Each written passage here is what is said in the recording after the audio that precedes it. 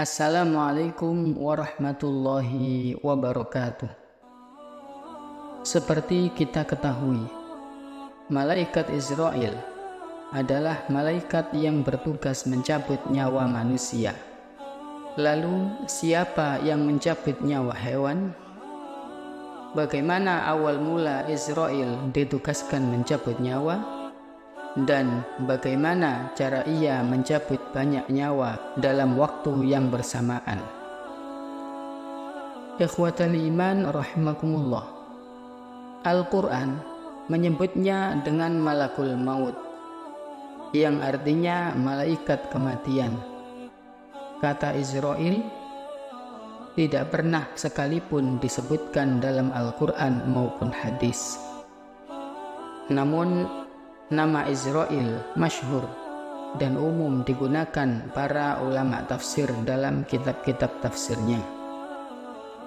Sebagian ulama menduga nama Israel ini berasal dari Israiliyat, yaitu cerita-cerita yang kerap kali dibawa oleh orang-orang Yahudi yang masuk Islam. Imam At-Tabari dalam kitab tafsirnya meriwayatkan dari Ar-Rabi' bin Anas yang ditanya tentang malaikat maut. Apakah malaikat maut itu sendiri dalam tugasnya mencabut nyawa? Beliau menjawab, dia adalah malaikat yang memegang urusan roh. Dia mempunyai pasukan-pasukan yang membantu untuk melaksanakan tugasnya. Sedangkan malaikat maut adalah pemimpinnya, dan setiap satu langkah malaikat maut jaraknya antara timur dan barat.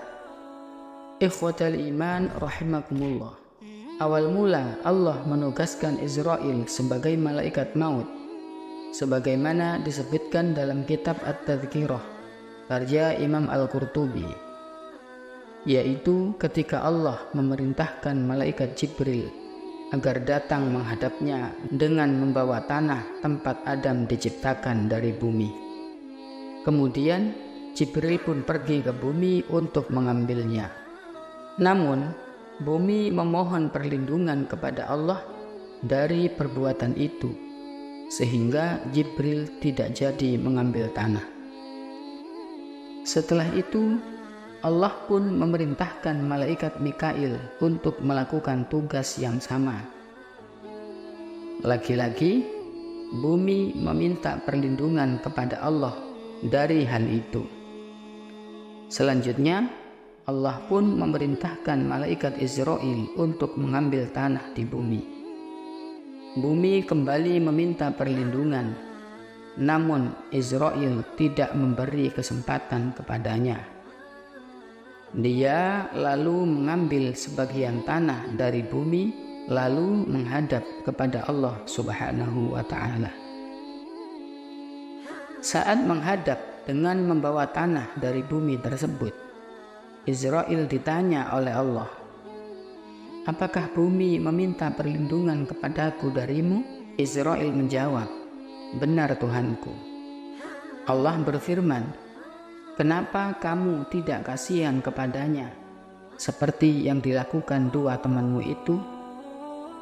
Kemudian Israel menjawab, "Ya Tuhanku, ketaatanku kepadamu lebih wajib ditunaikan daripada rasa kasihanku kepadanya." Maka sejak saat itu malaikat Israel diperintahkan oleh Allah untuk menjadi malaikat pencabut nyawa. Allah berfirman kepadanya, "Kamu adalah malaikat maut. Aku kuasakan kepadamu untuk mencabut nyawa-nyawa mereka."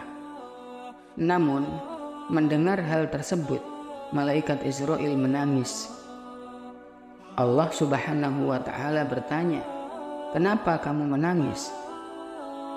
Israel menjawab, "Ya Tuhanku, sesungguhnya Engkau menciptakan dari makhluk ini para nabi, orang-orang pilihan dan para utusan. Dan sesungguhnya Engkau tidak menciptakan suatu makhluk yang lebih mereka benci selain kematian. Maka Apabila mereka mengetahui akulah yang mencabut nyawanya, mereka pasti membenciku dan memaki aku. Allah Subhanahu wa Ta'ala menjawab, sesungguhnya aku akan menjadikan untuk kematian beberapa sebab, sehingga mereka menisbatkan kematian kepada sebab itu dan tidak mengaitkannya denganmu. Menurut Imam Al-Qurtubi, hal tersebutlah yang membuat Allah menciptakan berbagai penyakit dan segala macam lainnya yang menjadi penyebab dari kematian manusia di dunia. Ikhwatal iman rahimakumullah, mencabut nyawa yang banyak sangat mudah bagi malaikat Israil. Seolah-olah seluruh umat manusia di bumi hanya seperti hidangan di dalam piring dari sudut pandang malakul maut. Imam Al-Qurtubi meriwayatkan dari Imam Mujahid bahwa dunia yang berada di antara tangan malaikat maut adalah mirip dengan wadah yang ada di atas tangan manusia. Ia mengambil dari manapun dia mau. Imam Mujahid juga menjelaskan bahwa Israel mampu mencabut banyak nyawa pada saat yang bersamaan, karena Allah telah membuat bumi menyusut baginya, hingga seolah-olah menjadi bejana di antara kedua tangannya. Ikhwatal iman rahimakumullah, berdasarkan dalil-dalil Al-Quran dan hadis, malaikat maut adalah yang ditugaskan untuk mencabut nyawa manusia saat ajalnya telah tiba. Lalu, apakah hewan ruhnya akan dicabut oleh malaikat maut seperti halnya manusia? Pertanyaan semacam ini dalam ilmu tauhid disebut dengan as-sam'iyat, yaitu hal yang tidak dapat dipikirkan secara rasional. Karena persoalan ruh sampai saat ini tidak dapat dideteksi oleh kecanggihan teknologi. Persoalan seperti ini hanya bisa dipahami dengan dalil. Berbeda halnya dengan persoalan ruh manusia. Persoalan roh hewan tidak memiliki dalil yang sahih, baik itu dari Al-Quran maupun hadis.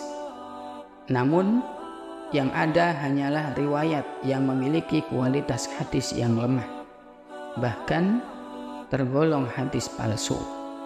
Ajalnya hewan, baik itu kutu, serangga, belalang, sapi, dan hewan-hewan lainnya, ajalnya adalah pada tasbihnya. Ketika hewan tersebut berhenti bertasbih atau menyucikan Allah, maka Allah mencabut nyawanya, bukan malaikat maut yang mencabutnya. Ikhwatal iman rahimakumullah, malaikat maut nantinya akan menjadi malaikat yang terakhir kali dimatikan bersama 3 malaikat lain, yaitu Jibril, Mikail, dan Israfil. Setelah malaikat Israil mencabut nyawa para makhluk-makhluk Allah, tinggal 4 malaikat yang masih hidup, yaitu Jibril, Mikail, Israfil, dan termasuk Israil sendiri. Kemudian malaikat Israil diperintahkan oleh Allah untuk mencabut nyawa dari malaikat-malaikat yang tersisa, sehingga tinggal malaikat Israil saja makhluk Allah yang masih hidup. Kemudian Allah berfirman kepadanya, "Wahai malaikat maut, tidakkah kamu mendengar firman-Ku? Kullu nafsin dha'iqatul maut. Tidakkah engkau tahu setiap yang bernyawa itu pasti akan merasakan mati. Aku jadikan engkau untuk tugas itu, dan engkau juga harus mati." Ketika Allah Subhanahu wa Ta'ala memerintahkan malaikat Israil untuk mencabut nyawanya sendiri, maka Israil pergi ke sebuah tempat antara surga dan neraka. Di tempat itulah malaikat Israil mencabut rohnya sendiri. Saat ia mencabut rohnya sendiri, maka ia menjerit dengan sangat keras. Bahkan andaikan masih ada makhluk yang masih hidup, maka makhluk tersebut akan binasa karena mendengar jeritan malaikat Israel. Setelah malaikat Israel mencabut nyawanya dan mati, maka tinggal Allah Subhanahu wa Ta'ala yang Maha Esa dan Maha Berkuasa. Ikhwatal iman rahimakumullah, semua yang hidup akan mati. Bahkan malaikat maut juga memiliki kematiannya sendiri. Hanya Allah Subhanahu wa Ta'ala saja yang akan terus hidup, bahkan di hari kiamat. Semoga kisah ini menjadi inspirasi bagi kaum muslimin dalam menjalani kehidupan dengan penuh keimanan dan ketakwaan kepada Allah Subhanahu wa Ta'ala. Wallahu a'lam bishshawab.